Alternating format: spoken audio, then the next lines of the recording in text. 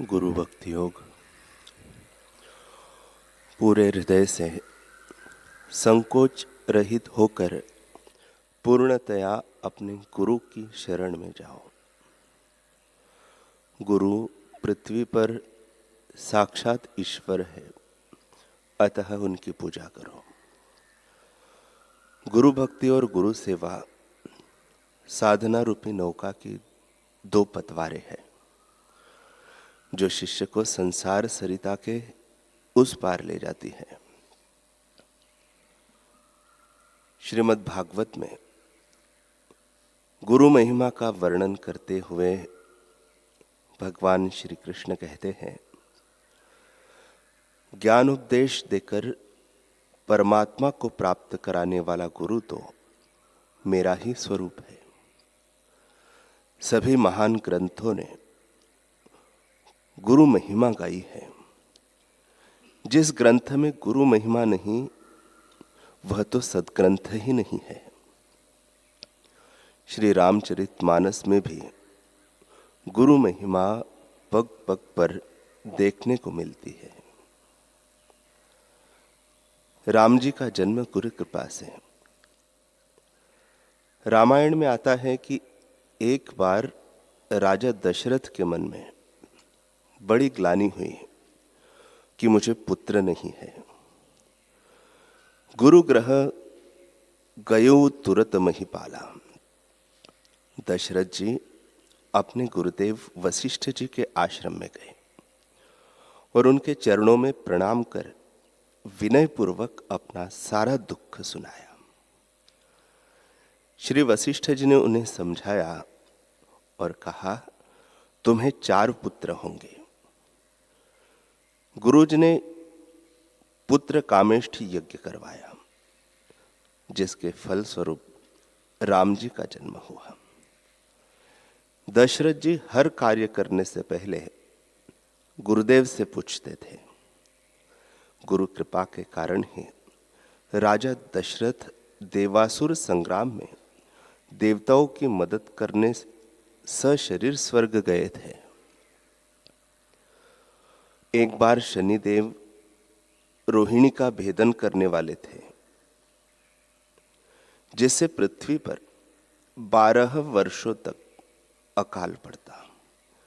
इस आपदा से बचाने हेतु गुरुदेव की आज्ञा पाकर राजा दशरथ उस योग के आने के पहले ही शनिदेव से युद्ध करने हेतु चले गए और गुरु कृपा से प्रजा की रक्षा करने में सफल हुए। दशरथ जी कहते हैं, नाथ सकल संपदा तुम्हारी, मैं सेवकू समेत सुत नारी। दशरथ जी का जीवन और राज्य व्यवस्था गुरु के परहित परायणता, निस्वार्थता, परस्पर हित जैसे सिद्धांतों से सुशोभित थी। ऐसे महान गुरु भक्त के घर भगवान जन्म नहीं लेंगे तो किसके घर लेंगे। विश्वामित्र मुनि राम लक्ष्मण को लेने दशरथ जी के पास आए। वृद्धावस्था में तो संतान हुई और फूल जैसे कोमल कुमारों को जंगल में ले जाने के लिए मुनि मांग रहे थे, वह भी भयंकर राक्षसों को मारने हेतु। इतने खतरों के बीच राजा दशरथ कैसे भेज देते।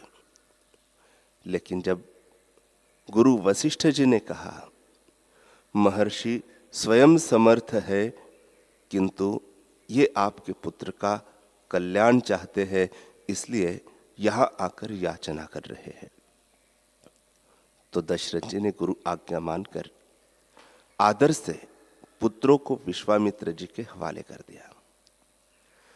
इससे प्रसन्न होकर विश्वामित्र जी बोले, हे राजन, तुम धन्य हो। तुम्हारे में 2 गुण हैं। एक तो यह कि तुम रघुवंशी हो और दूसरा कि वशिष्ठ जी जैसे तुम्हारे गुरु हैं, जिनकी आज्ञा में तुम चलते हो। राजा दशरथ की गुरु वचनों में ऐसी निष्ठा थी, ऐसा आज्ञा पालन का भाव था कि गुरुजी ने कहा तो प्राणों से भी प्रिय राम लक्ष्मणों को उन्होंने दे दिया। इसी भाव ने राजा को विश्वामित्र जी के कोप से भी बचा लिया। गुरु असीम धैर्य व दया के सागर होते हैं। वशिष्ठ जी ने राम जी को कभी प्रेम से समझाया, कभी डांटा, कभी प्रोत्साहन दिया, अनेक दृष्टांत देकर बताया और ज्ञानवान बना के ही छोड़ा। सबसे बड़ा पद है गुरु पद। ब्रह्मा, विष्णु, महेश भी जिन्हें झुककर प्रणाम करते हैं, वे गुरु अपने शिष्य को हाथ जोड़कर कहते हैं कि हे राम जी, मैं तुम्हारे आगे हाथ जोड़ के प्रार्थना करता हूं कि जो कुछ मैं तुम्हें उपदेश करता हूं उसमें ऐसी आस्तिक भावना कीजिएगा कि इन वचनों से मेरा कल्याण होगा। जिस स्थिति को पाने में ऋषि मुनि पूरा जीवन लगा देते हैं, वह स्थिति गुरु वशिष्ठ जी ने सहज में राम जी को दिला दी। राम जी तो भगवान विष्णु के अवतार थे, ज्ञात ज्ञेय थे, फिर भी मानव रूप में आने पर ज्ञान पाने के लिए गुरु की शरण में जाना ही पड़ा। राजा दशरथ इतने बड़े गुरु भक्त थे तो राम जी पीछे कैसे रहते? राम जी भी कोई कार्य गुरुदेव को पूछे बिना नहीं करते थे। लक्ष्मण जी को जनकपुर देखने की इच्छा हुई तो राम जी गुरु जी की आज्ञा लेकर वहां गए।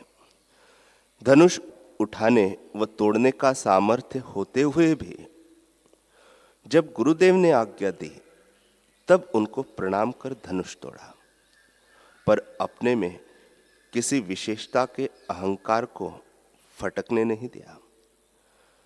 राम जी ने धनुष तोड़ा तो गुरु आज्ञा से, विवाह किया तो गुरु आज्ञा से।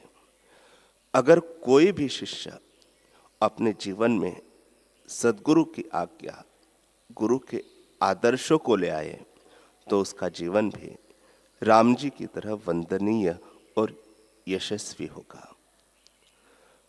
भगवान के 24 प्रमुख अवतारों में श्री राम व श्री कृष्ण अवतार मानव जाति के लिए विशेष प्रेरणाप्रद हो सके, क्योंकि इन दो अवतारों में भगवान ने यह दिखाया कि किस प्रकार मनुष्य गुरु कृपा से जीवन के महान लक्ष्य को प्राप्त कर सकता है।